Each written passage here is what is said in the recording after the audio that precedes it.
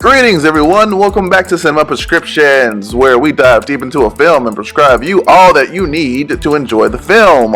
I'm your host, Mr. Dr. Rice, and today we will be going over The Hunger Games, The Ballad of Songbirds and Snakes.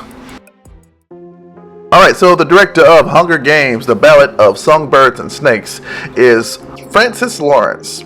He's known for directing I Am Legend, The Hunger Games Catching Fire, and Mockingjay Part 1 and Part 2. He also directed Red Sparrow and Slumberland. I just realized I just saw almost all his movies except for Slumberland. I really love I Am Legend. I like how secluded it is. I like how action-packed it was.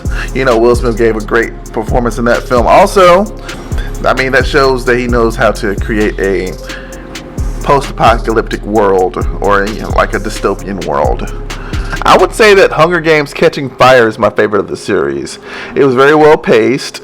I love the scene where she's being presented to everybody and her dress like catches fire. That was pretty awesome. I feel like the movie had very great action going on, and the story was pretty good too. And also I like the twist at the ending where District 13 was actually still around. I mean, I wouldn't say that I'm a big fan of it, but I read out the books. I was not a big fan of the Hunger Games Mockingjay Part 1 and Part 2 because I felt like after reading the books, I felt like they could have put those movies together.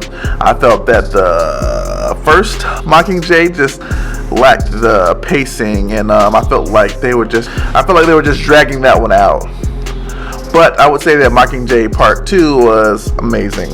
I feel like they really split it because the Harry Potter series had just been successful doing that with their book, and you know, around this time, like the young adult books were going were just a big thing because you had like the Divergent series, Maze Runner. So I felt like they were always trying to do the same things. So all in all, Francis Lawrence is familiar with the series, so I think he was a good pick for this film. The true question is, can he take what he did with the first films and continue on to this film? So, the synopsis for this one is, years before he becomes the tyrannical president of Panem, 18-year-old Coriolanus Snow remains the last hope for his fading lineage.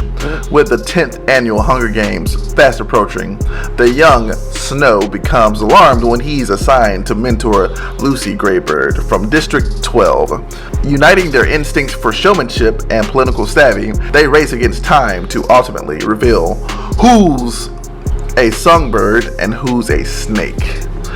Ooh, that's a pretty interesting synopsis. So it's pretty much a prequel to Hunger Games series. The only thing that could hurt prequels really is that, you know, they're kind of confined to what they can be.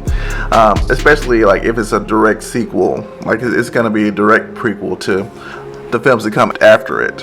Everything's already predetermined. I mean, there's room for creativity, but all roads lead to the sequels to this film. And you kind of know that all the characters that are going to be in the next film are safe in this film, so they can't really die or anything like that. But I mean, it does sound like a pretty cool story to tell. The budget for this film was $100 million. The last Hunger Games film cost $160 million in comparison, and the first one cost $78 million when it came out. So this is a safe budget for an established film series. So it's right in the middle of those two. It's also been years since the last Hunger Games film, so you don't know if the excitement and fan base are still there waiting for this film, because like if the fans don't come and you don't get good word of mouth from them, it could possibly be detrimental to the box office success. So good comparison films for this film would be, I mean, it's the fourth film in a film series. You kind of compare them to the older films. So I felt like it was more like Mockingjay Part 1, because there weren't that many battles in the film, like especially like after the first half of the film. It was more so like story driven.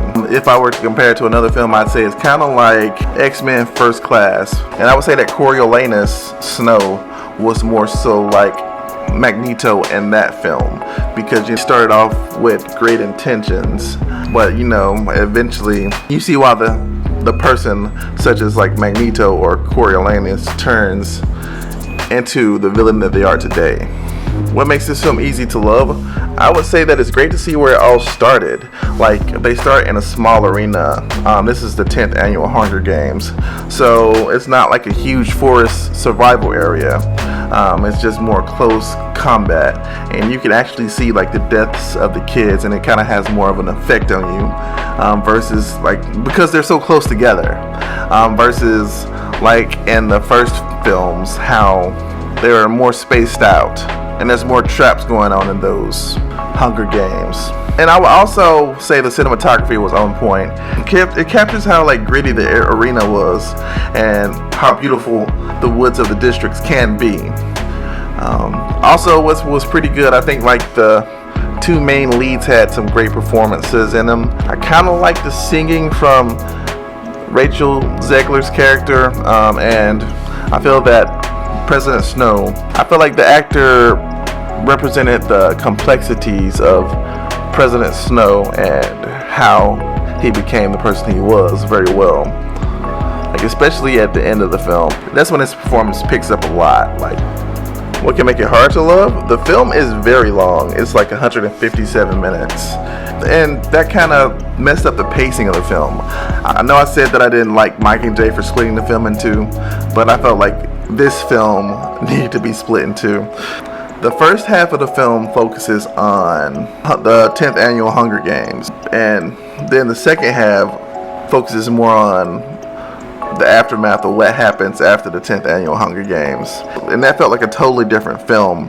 And also what makes it hard to love is that the second half of the film, like, it felt like it was very like rushed at the end. Like, I was rooting for Coriolanus until the last 15 minutes of the film.